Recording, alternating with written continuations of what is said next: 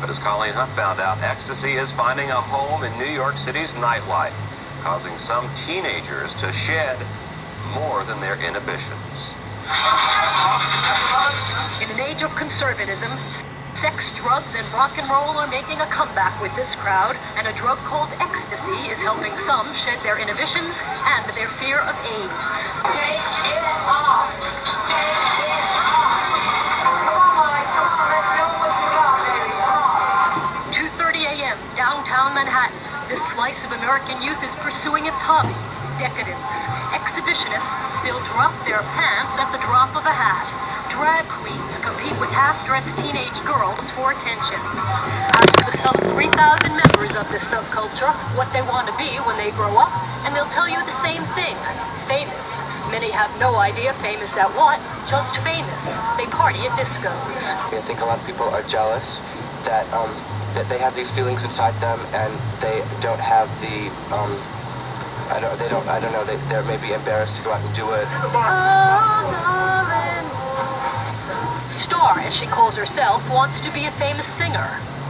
I'll never do you no harm. Her voice isn't commanding much attention, so Star takes all her clothes off on stage. The crowd does not want to give her back her clothes. It does not faze her. To Star, it's the price of being a star. They want me, and I'm here. The music just takes control. Can you feel it? I want to rock right now. Many of the kids on the downtown scene are high on a lot more than their pursuit of the outrageous. There's pot, cocaine, and their drug of choice, ecstasy. Ecstasy is a mild hallucinogen, a synthetic designer drug. The secret code for ecstasy, X marks, are prominent at their meeting spots. Also the symbol for the joy of the drug, smiling yellow faces. It costs about $20 per capsule or tablet and is taken orally. Ecstasy really lets you really let loose, and it's like a truth serum. This ecstasy user turned on to the drug in college. It's probably the most enlightening experience I've ever had in my life. The name ecstasy, does that have anything to do with its allure? Yeah, ecstasy. It's ecstasy. I mean, I have to say it. The drug is ecstasy. It says everything. Ecstasy has been around college campuses for years, but it is now popular with a specific personality type. Robert Stutman of the Federal Drug Enforcement Agency. They are using a drug. They are, in my mind, no better than a cocaine or a heroin user. However, they think that they are not a drug user and far above people who use these other drugs.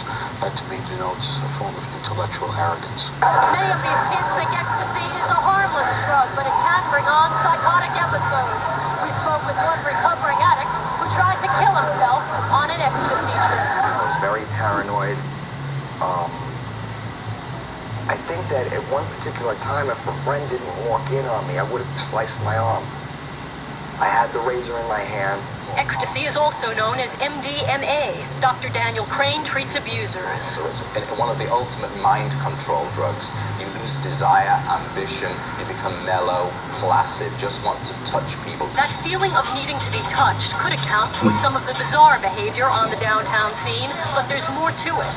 Does this have anything to do with the AIDS scare, this public display of sex, as opposed to really doing it? I think that's a really big part of it. I think that all these built-up frustrations, you can't really go to a club and pick up somebody and go home and have sex with them, but you can go to the club and watch, and run around naked and feel like you're doing something that you're not supposed to be doing. It's always a very pleasurable experience to know that you're doing something that you're not supposed to be doing ever since you were a little child.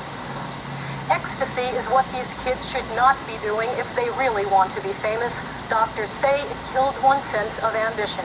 We want to emphasize not everyone in this report is on the drug. Some bygone world. Introduces them to us in part 2 of her special